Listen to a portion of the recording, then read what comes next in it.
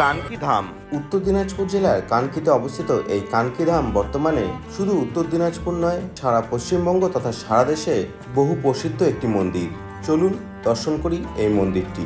মন্দিরের প্রবেশদ্বার পার হতেই আপনি যেন উপলব্ধি করতে পারবেন ঐশ্বরিক এক শান্তি। এটি বাবা রামদেবের একটি মন্দির। আমার জানা মতে বাবা রামদেব হলেন শ্রীকৃষ্ণের একটি অবতার। যদি আমার তথ্য ভুল হয় তবে আপনাদের কাছে ক্ষমা প্রার্থনা করছি। নান্দনিক কারুকার্য করা এই মন্দিরটির ভিতরে এক ঐশ্বরিক শান্তি বিরাজ করে সব সময়, যেটি আপনি এই মন্দিরে আসলেই উপলব্ধি করতে পারবেন।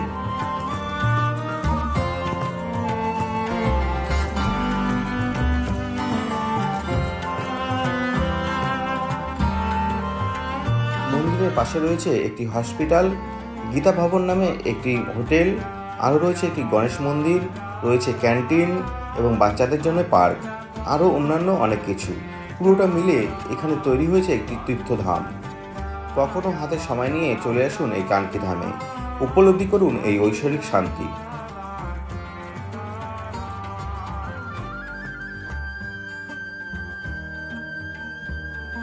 রাধে রাধে। সকলে ভালো থাকুন। আপনাদের সঙ্গে দেখা হবে অন্য কোনো ভিডিওতে।